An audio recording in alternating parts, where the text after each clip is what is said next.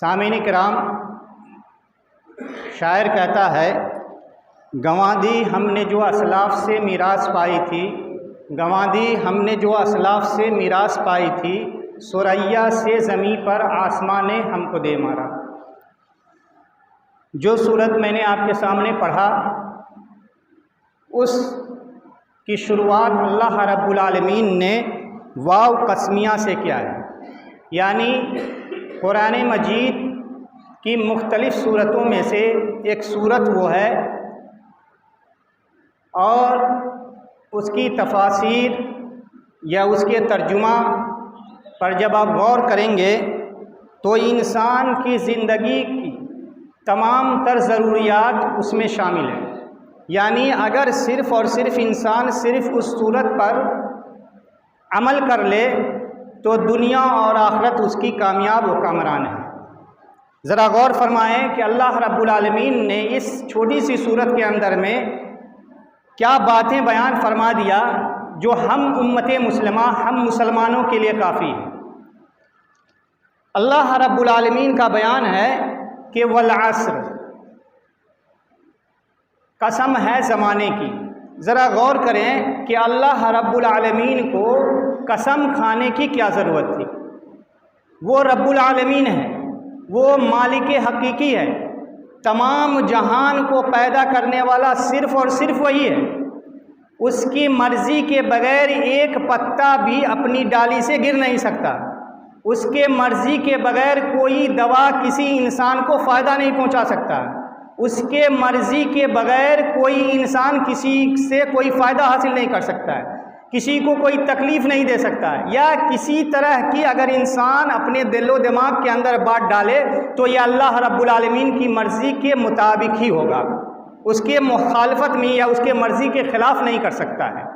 وہ اللہ رب العالمین ہے جو صرف اور صرف کن کہہ دے تو تمام چیزیں ہو جائے گی، اور اگر فیکن کہہ دے تو تمام چیزیں نیست و نابود ہو جائے گی۔ یعنی اس کے مرضی کے بغیر کوئی کچھ نہیں کر سکتا۔ اس پروردگار عالم کو، اس رب العالمین کو قسم کھانے کی کیا ضرورت تھی؟ تو محدثین کرام کی باتوں سے یہ پتہ چلتا ہے کہ اللہ رب العالمین نے جو قسم کھا کے بیان فرمایا وہ سامنے والی باتیں یا جو باتیں بیان کرنے جا رہے ہیں اس کی اہمیت اور اس کی افادیت کو بتانے کے لیے کہ اس کی اہمیت انسانی زندگی میں کتنی ہے، کہ اللہ رب العالمین کو قسم کھا کے کہنا پڑ رہا ہے۔ اب جب قسم کی بات آئی تو میں آپ کو بتاتا چلوں کہ قسم کے بارے میں جناب محمد رسول اللہ صلی اللہ علیہ وسلم بیان فرماتے ہیں کہ لو حلف بغیر اللہ فقد اشرکا، کہ اگر کوئی انسان امت مسلمہ اللہ کے علاوہ قسم کھائے تو اس نے شرک کیا۔ ذرا غور کیجئے گا کہ اللہ رب العالمین کو اجازت ہے، اللہ رب العالمین کو پاور ہے، اللہ رب العالمین کی مرضی ہے وہ قسم کسی بھی چیز کے کھائے، جس کی مثال، جس کی شہادت، جس کی دلیل قرآن مجید کے اندر موجود ہے۔ اللہ رب العالمین نے مختلف مقام میں قسمیں کھائی ہے، کہیں پر کہا والضحیٰ، کہیں پر کہا والشمس، کہیں پر کہا والسماوات والارض، یعنی زمین کی قسم کھائی، آسمان کی قسم کھائی، چاشت کے وقت کی قسم کھائی، سورج چاند کی قسم کھائی، اور تمام جہانوں کی قسم کھائی اللہ رب العالمین نے۔ لیکن امت مسلمہ کو، مسلمانوں کو یہ اختیار نہیں ہے، یہ اس کے لیے جائز نہیں ہے کہ وہ اللہ کے علاوہ کسی کی قسم کھائے، یعنی اللہ کی مرضی وہ قسم کھائے کسی چیز کی، لیکن امت مسلمہ کے اوپر یہ ضروری ہے، یہ ان کے اوپر یہ فرض ہے کہ اگر قسم کھانا ہو ان کو تو صرف اور صرف اللہ رب العالمین کی قسم کھائے۔ آج ہمارے معاشرے میں کیا، تمام مسلم معاشرے کی بات کا آپ جائزہ لیں گے تو پتہ چلے گا کہ ہمارے مرد، خواتین، بچے، بوڑھے اللہ کے علاوہ کی قسمیں کھاتے ہیں، کہتے ہیں اولاد کی قسم۔ خاص کر ہماری ماں اور بہنیں جب کوئی معاملہ ہوتا ہے تو کہتے ہیں بیٹا مر جائے یا شوہر نہ مر جائے، ایسا ہوا۔ اللہ رب العالمین نے کہا لو حلف بغیر اللہ فقد اشرکا، کہ اگر تمہیں قسم کھانے کی ضرورت پڑے پہلے تو قسم کھانا ہی نہیں چاہیے بحالت مجبوری۔ بہت سارے محدثین کرام نے لکھا ہے کہ جو زیادہ قسمیں کھا کر کے باتیں کرتا ہے وہ سب سے بڑا جھوٹا شخص ہوتا ہے۔ اپنی بات کو اللہ کے اوپر منوانے کے لیے سامنے والے کو دھوکہ دینے کے لیے زیادہ قسم کھاتا ہے. اللہ کی قسم میں نے ایسا کیا, اللہ کی قسم یہ چیز ایسا ہے. زیادہ قسمیں کھانے والا جھوٹا ہوتا ہے الا ماشاء اللہ. تو بہرحال قسم کھانے کی اگر ضرورت بھی پڑے تو صرف اور صرف اللہ رب العالمین. اگر کوئی اولاد کی قسم کھاتا ہے, کوئی شوہر کی قسم کھاتا ہے, کوئی بیٹے کی قسم کھاتا ہے, کوئی جوانی کی قسم کھاتا ہے, کوئی دھن دولت کی قسم کھاتا ہے, کوئی خوبصورتی کی قسم کھاتا ہے, من جملہ کسی بھی چیز کی اگر قسم کھاتا ہے اللہ کے علاوہ, تو اللہ کے رسول جناب محمد رسول اللہ صلی اللہ علیہ وسلم کہتے ہیں لو حلف بغیر اللہ فقد اشرکا, کہ اس نے شرک کیا. اور شرک کے بارے میں اللہ رب العالمین فرما رہا ہے ان اللہ لا یغفر ان یشرک بہ ویغفر ما دون ذلک لمن یشاء, کہ دنیا کی تمام چیزیں کے برابر اگر تم گناہ کر کے آؤ گے تو ہم معاف فرما دیں گے, لیکن اگر شرک کر کے آؤ گے تو ہم معاف نہیں کریں گے. تو یہ قسم کے متعلق چند باتیں تھیں, جو اہم باتیں تھیں میں نے آپ کو بتایا. اللہ رب العالمین نے کہا والعصر, قسم ہے زمانے کی. یعنی جو باتیں اللہ رب العالمین بیان کرنے جا رہے ہیں بڑی ہی اہمیت کی باتیں ہیں اور بڑا ہی انسانوں کے فائدے کی چیزیں ہے. کہتے ہیں والعصر, قسم ہے زمانے کی, ان الانسان لفی خسر الا الذین آمنوا وعملوا الصالحات وتواصوا بالحق وتواصوا بالصبر, کہ تمام کے تمام انسان گھاٹے میں ہے. الا الذین آمنوا, مگر وہ لوگ گھاٹے میں نہیں ہیں جن لوگوں نے ایمان لایا. وتواصوا الا الذین آمنوا وعملوا الصالحات, اور نیک اعمال کیے. وتواصوا بالحق, اور حق کا ساتھ دیے. وتواصوا بالصبر, اور صبر کی تلقین کی. یعنی اللہ رب العالمین کا بیان ہے کہ تمام کے تمام انسان گھاٹے میں ہیں. الا الذین آمنوا, مگر وہ لوگ گھاٹے میں نہیں ہے جن لوگوں نے ایمان لایا. یعنی 4 قسم کے لوگ گھاٹے میں نہیں ہیں, باقی تمام کے تمام لوگ گھاٹے میں. اب پہلا جو آدمی ہے جو گھاٹے میں نہیں ہے وہ کون ہے؟ الا الذین آمنوا, جن لوگوں نے ایمان لایا. ہم اور آپ ایمان لائے ہیں, اللہ کا فضل و کرم ہے اور اللہ کا شکر ہے کہ ہم اور آپ تمام لوگ جو بھی مسجد میں بیٹھے ہیں, یا جو الا ماشاءاللہ آواز ان لوگوں تک بھی جا رہا ہے جو ایمان نہیں لائے, لیکن اکثر و بیشتر کثرت ان کی ہے جہاں تک آواز آ رہی ہے, مرد و خواتین سب لوگ ایمان لائے ہیں. سبوں نے کہا آمنت باللہ و ملائکتہ و کتبہ و رسلہ والیوم الآخر بقدر خیرہ و شرہ. یعنی ان تمام چیزوں پر ہم تمام لوگوں کا ایمان ہے, اس میں کوئی شک نہیں ہے, اس میں کوئی اعتراض نہیں ہے, کوئی آبجیکشن نہیں ہے کہ ہم اور آپ ایمان نہیں لائے ہیں. اللہ پر ایمان ہمارا بھی ہے اور آپ کا بھی ہے, آخرت پر ایمان ہمارا بھی ہے اور آپ کا بھی ہے, کتابوں پر ایمان ہمارا بھی ہے اور آپ کا بھی ہے, رسولوں پر ایمان ہمارا بھی ہے اور آپ کا بھی ہے, اور اچھی تقدیر اور بری تقدیر پر ہمارا بھی ایمان ہے اور آپ کا ایمان ہے تو سب کا ایمان, لیکن زبانی ہے. لیکن زبانی ہے. کیسے زبانی ہے؟ اس کی مثال علامہ مودودی اپنی کتاب کے اندر میں لکھتے ہیں. اس کی مثال علامہ مودودی اپنی کتاب کے اندر لکھتے ہیں, حالانکہ ان کے بہت ساری باتوں سے مجھے ذاتی طور پر اتفاق نہیں, بہت سارے علماء کرام یا علماء اہل حدیث کا اتفاق نہیں ہے, لیکن ان کی اس مثال کو میں آپ کے سامنے میں پیش کر رہا ہوں. وہ دنیات ایک کتاب کے اندر میں لکھتے ہیں کہ ہم اور آپ جو لا الہ الا اللہ محمد رسول اللہ پڑھے ہیں, اللہ کے اوپر ایمان لائے ہیں. کیسے ایمان لائے ہیں؟ کہتے ہیں کہ اگر کسی شخص کو بیماری آ جائے, کوئی شخص بخار میں مبتلا ہو جائے, کوئی شخص کے جسم کے اندر بخار پیوست ہو جائے اور وہ دوا خانے پر جائے اور دوا کھانے سے سربینا یا کالپول ٹیبلیٹ خرید کر کے لے آئے اور صبح سے شام تک اس دوے کا نام کا ورد کرتے رہے, دوے کا نام اپنی زبان سے ادا کرتے رہے اور اس کا استعمال نہیں کرے, اس کو کھائے نہیں, تو اس بات کا یقین ہے کہ اس کے جسم سے بخار ختم نہیں ہوگا. اس بات کا یقین ہے اور تمام لوگ اس بات کی تائید کریں گے کہ جب تک وہ دوا نہیں کھائے گا اس کے جسم سے بخار ختم نہیں ہوگا. بالکل بالمثل اسی طرح اگر کوئی شخص صبح سے شام تک, پیدائش سے لے کر وفات تک, اگر اللہ رب العالمین کے کلمے کا ورد کرتے رہ جائے, لا الہ الا اللہ محمد رسول اللہ پڑھتے رہ جائے, لیکن عمل نہ کرے, تو وہ اللہ رب العالمین کی نگاہ میں مومن نہیں ہے. یعنی اگر دوا کھائے بغیر بخار نہیں جا سکتا ہے, زبان سے ادا کرنے سے بخار ختم نہیں ہو سکتا ہے, اسی طرح زبان سے لا الہ پڑھ کر کے کوئی مومن نہیں ہو سکتا ہے. جیسا کہ شاعر کہتا ہے, زبان سے کہہ بھی دیا لا الہ تو کیا حاصل, دل و نگاہ مسلمان نہیں تو کچھ بھی نہیں. تو بہرحال الا الذین آمنوا یعنی ایمان لانا اللہ کے اوپر, بالکل اسی طرح جس طرح حضرت خباب رضی اللہ تعالیٰ عنہ نے ایمان لایا، اسی طرح جس طرح حضرت بلال رضی اللہ تعالیٰ عنہ نے ایمان لایا، اسی طرح جس طرح عمر بن خطاب رضی اللہ تعالیٰ عنہ نے ایمان لایا۔ ایمان لانا ویسا ہی کرنا ہے جیسے کہ حضرت ابو بکر صدیق رضی اللہ تعالیٰ عنہ نے ایمان لایا۔ ان تمام اہم لوگوں کی ایمان کا بے مثال حدیثوں کے اندر میں ذکر ہے کہ جان چلی جائے لیکن زبان سے لا الہ کا الفاظ بدلے گا نہیں، ایسا ایمان لانا۔ آج مومن ہم اور آپ کہتے ہیں، مسلمان ہم اور آپ کرتے ہیں، شرم کی بات ہے کہ حضرت عمر بن خطاب مومن تھے، مسلمان تھے، جب راستے سے گزرتے تھے تو شیطان راستہ کٹ دیتا تھا۔ کیسر و کسریٰ کا ایک واقعہ کتابوں میں ذکر ہے کہ ایک جگہ پڑاؤ ڈالنے کے لیے قافلے کے ساتھ پہنچتے ہیں، مومن کی مثال بتا رہا ہوں، مومن ایسے ہوتے ہیں، پڑاؤ ڈالنے کے لیے ایک جنگل میں کے قریب پہنچتے ہیں، لوگ منع کرتے ہیں کہ امیر المومنین اس جنگل میں موذی جانور سب رہتے ہیں، اژدہے رہتے ہیں، شیر چیتا رہتے ہیں، مت یہاں پڑاؤ ڈالیے، آپ کو نقصان پہنچائے گا۔ کہتا ہے میں اللہ کے اوپر ایمان لایا ہوں اور اللہ کے ایمان کو کی نشر و اشاعت کے لیے نکلا ہوا ہوں، اس کے لیے پڑاؤ ڈال رہا ہوں، اس کے لیے یہاں پر رکنا ہو، یہ اللہ کی مخلوق ہمیں نقصان پہنچائیں گے؟ کہتے ہیں نہیں، لوگوں نے منع کیا۔ ہو سکتے ہیں ہمارے جیسے مسلمان ہوں گے جن کو اللہ کے اوپر سے یقین ہی نہیں ہے، بھروسہ ہی نہیں ہے، یا مومن ہی ویسا نہیں ہے۔ کہتے ہیں حضرت عمر بن خطاب رضی اللہ تعالیٰ عنہ کے بارے میں مورخوں نے لکھا ہے کہ جنگل کے مہانے پر، یعنی ان کے ایک سرا پر کھڑا ہو کہتے ہیں اے جنگل کے واسیوں سنو، اے موذی جانوروں سنو، میں اللہ کا پیغام کا نشر و اشاعت کرنے کے لیے نکلا ہوں اور یہاں میں قیام کرنا چاہتا ہوں، لہٰذا میری درخواست ہے تم سے، میں تم سے التجا کرتا ہوں، تم سے گزارش کرتا ہوں کہ تم جنگل چھوڑ کر کے کہیں دوسری جگہ سفر کرو۔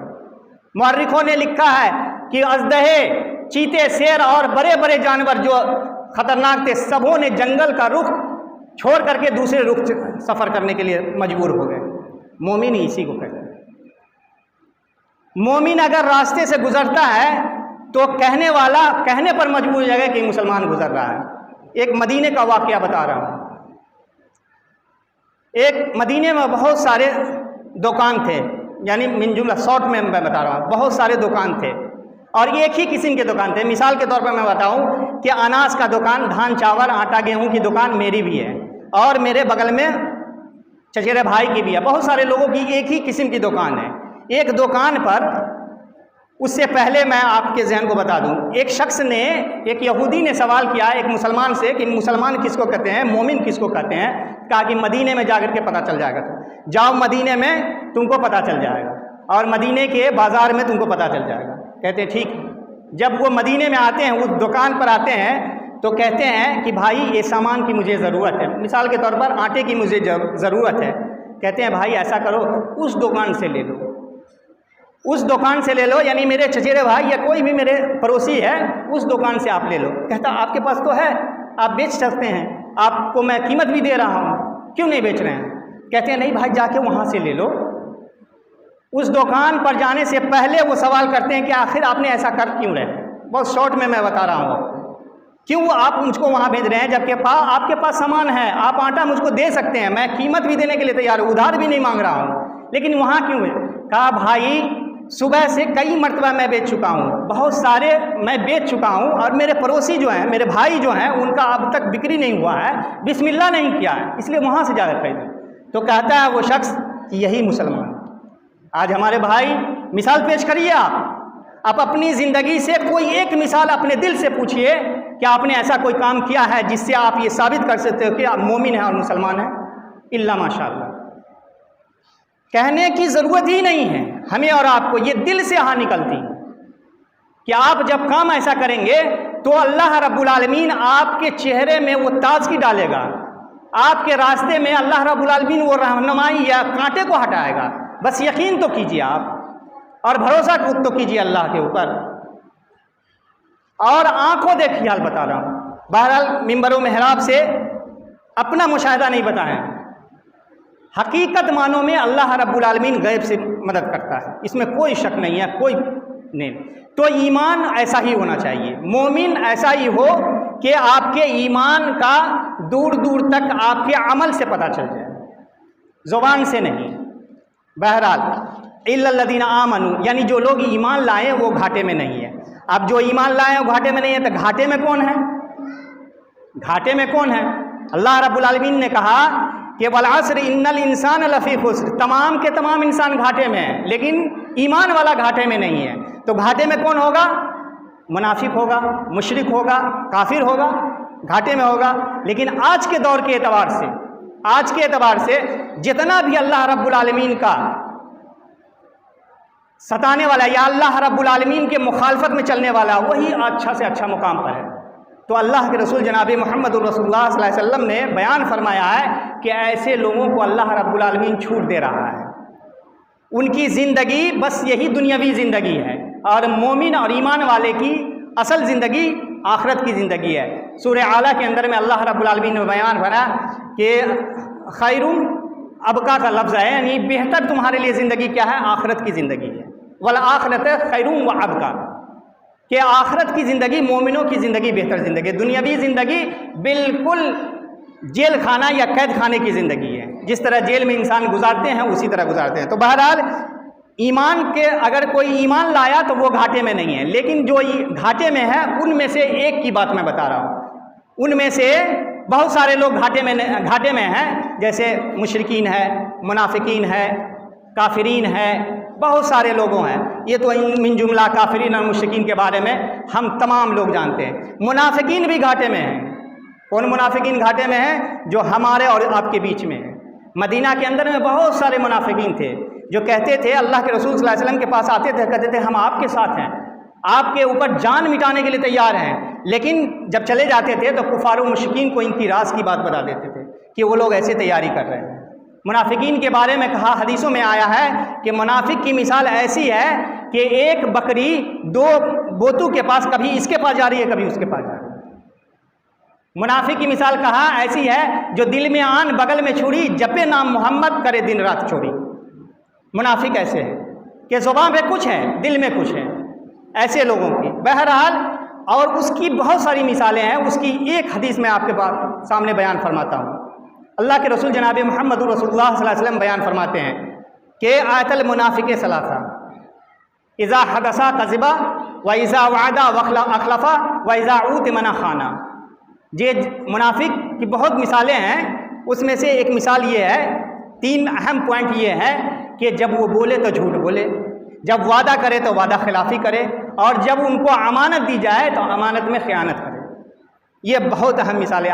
ہم اور آپ تول لیں، بہت ساری باتیں ہیں اسی ضمن میں، خسارہ اٹھانے والوں کی ضمن میں، منافق کی ضمن میں بہت ساری باتیں ہیں، لیکن جمعہ کے وقت میں ان تمام باتوں کو ذکر نہیں، بس اشارہ کر رہا ہوں۔ منافق ایسی بدتر چیز ہے کہ مشرکین سے بھی زیادہ اسفل من النار کہا گیا حدیثوں کے اندر میں، قرآن کے اندر میں، جہنم کا سب سے نچلا درجہ جو ہوگا مشرکین منافقین جو ہوں گے، یعنی شرک کرنے والے کفار سے بھی تہ منافقین کو ملے گا۔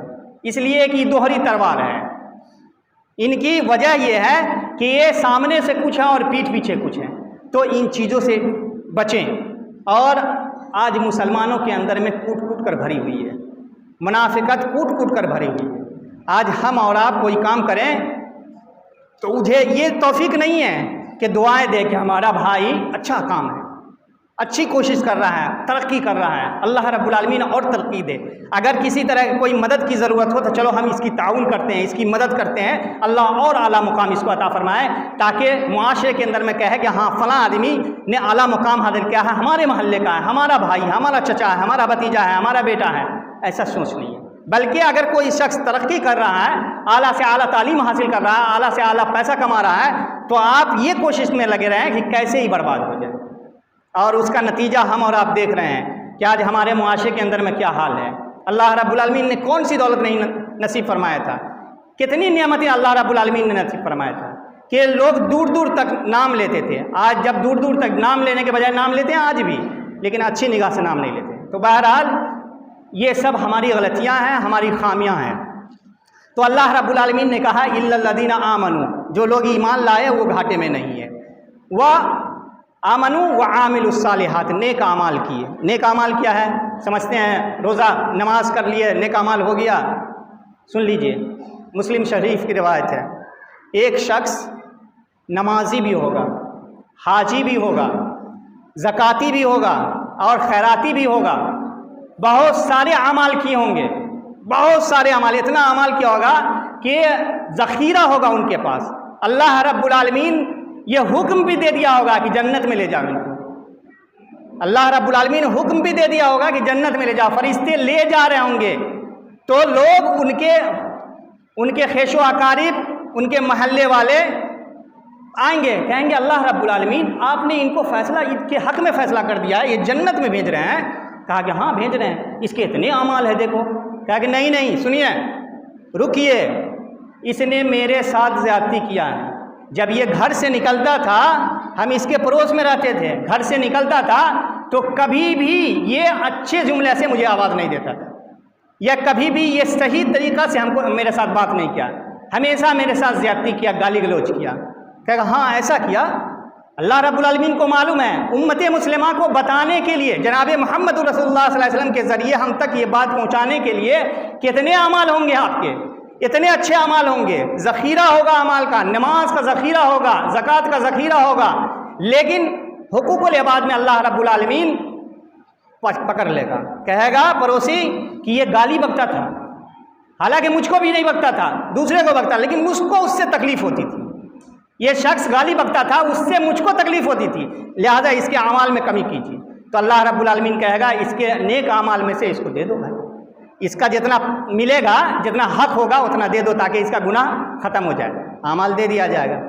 گھر کے لوگ آئیں گے، بھائی آئیں گے، کہیں گے اللہ رب العالمین میرا بھائی نمازی تھا، حاجی تھا، زکاتی تھا، تمام اعمال اچھے اچھے کرتے تھے، لیکن ان کے گھر میں جو اچھی کھانا پکتا تھا کبھی مجھ کو نہیں دیتا تھا، یہ حالانکہ ان کی خوشبو مجھ تک آتی تھی، یعنی وہ جو پکاتا تھا وہ خوشبو مجھ تک آتی تھی، لیکن کبھی دیتا نہیں تھا۔ اللہ رب العالمین کہے گا اور اعمال اس کو بھی دے دو بھائی، یعنی ان کو بھی دلا دیں گے اعمال۔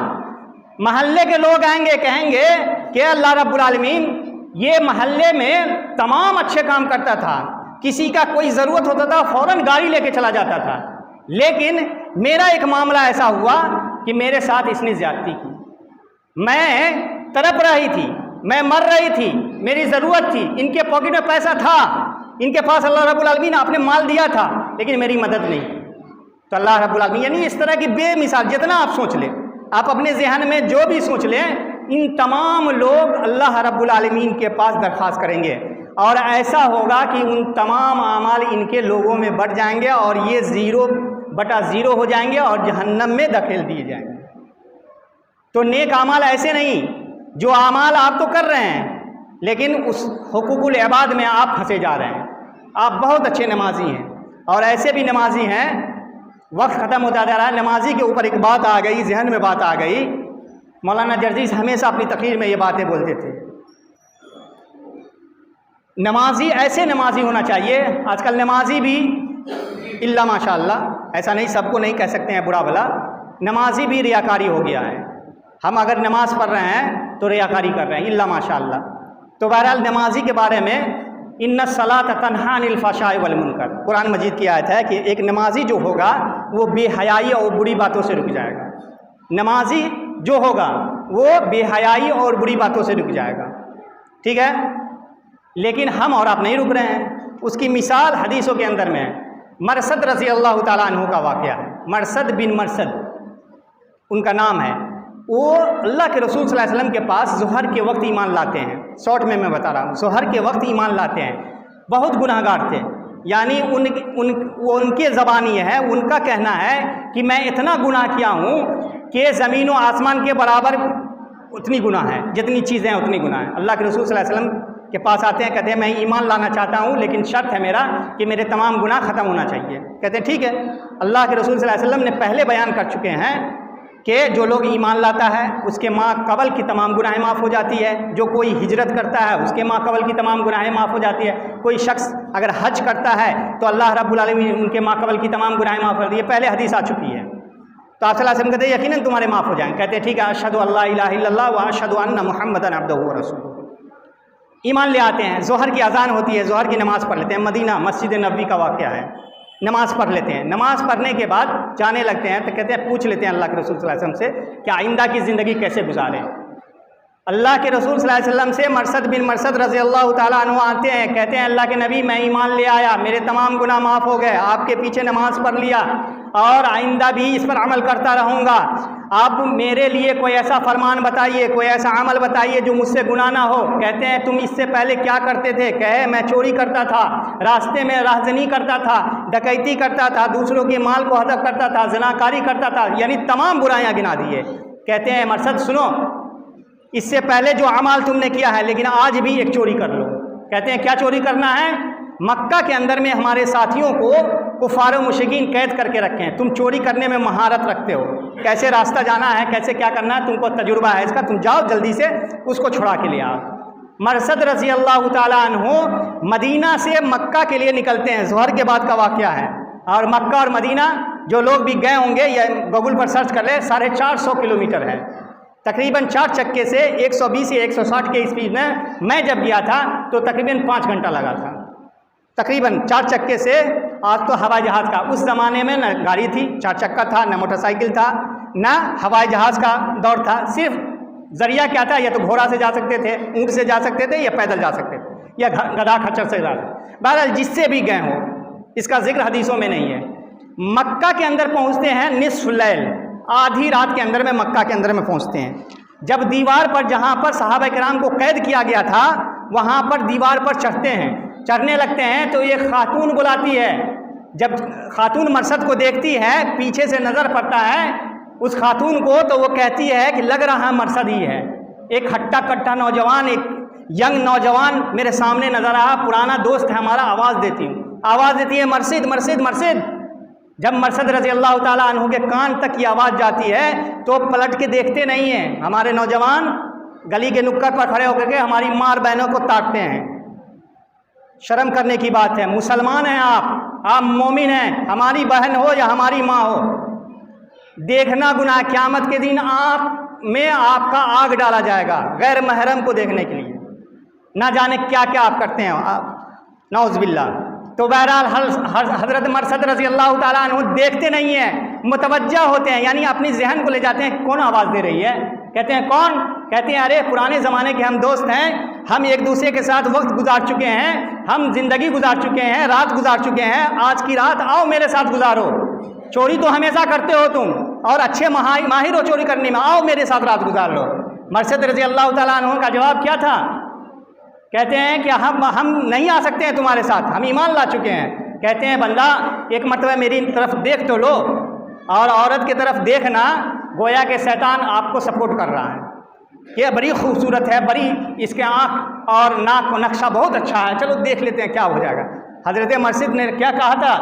آج نوجوان اپنے دل کے اندر میں بیٹھائیے، کہا تھا یہ آنکھیں جناب محمد رسول اللہ صلی اللہ علیہ وسلم کو دیکھا، اب کسی فاحشہ کو نہیں دے سکتا ہے۔ کیا وقت تھا؟ آج ظہر کے وقت ایمان لائیں، ظہر کی نماز پڑھے، عصر کی نماز پڑھے، مغرب کی نماز پڑھے، عشاء کی نماز پڑھے، رات میں معاملہ ہو رہا، صرف 4 وقت کی نماز پڑھے تھے۔ ہم 20 سال سے نماز پڑھ رہے ہیں، چھوڑ چھاڑ کے پڑھ رہے ہیں، 20 سال سے نماز پڑھ رہے ہیں، ایسے نمازی نہیں ہیں۔ کہتے ہیں کہ ہم نے جناب محمد رسول اللہ کے پیچھے نماز پڑھ چکے ہیں، ایمان لا چکے ہیں، آپ کسی فاحشہ اور بدکار کے ساتھ وقت نہیں گزار سکتے ہیں، کیونکہ اللہ رب العالمین نے کہا ان الصلاۃ تنہی عن الفحشاء والمنکر، بے شک نماز بے حیائی اور بری باتوں سے روک دے گی۔ آپ ہیں ویسے نمازی، ہم ہیں ویسے نمازی، نہیں ہیں تو سوچ لیجیے، فیصلہ آپ کے ہاتھ میں۔ نمازی ایسے ہو تو اللہ رب العالمین نے کہا الا الذین آمنوا وعملوا الصالحات، نیک اعمال میں سب سے پہلا پوائنٹ جو ہے، سب سے پہلا عمل جو ہے وہ نماز ہے، اس لیے کہ قیامت کے دن اللہ رب العالمین سب سے پہلے جو سوال کرے گا وہ نماز کے بارے میں سوال کرے گا، کہے گا آپ نماز پڑھے کہ نہیں۔ جب قبر میں ہم جائیں گے تو منکر نکیر آئیں گے تو پہلے ہی آپ پتہ چل جائے گا کہ آپ نمازی ہیں کہ بے نمازی ہیں، اس لیے کہ ویسا ہی وقت پیش ہوگا، عصر کا وقت ڈھلتا ہوا رہے گا اور منکر نکیر آئیں گے۔ آپ اگر نمازی ہوں گے ویسے نمازی جیسے مرثد رضی اللہ تعالیٰ عنہ، ہمارے اور آپ کے جیسا نہیں جو دل میں آن بغل میں چھڑی جپے نام محمد کرے دن رات چھوڑو۔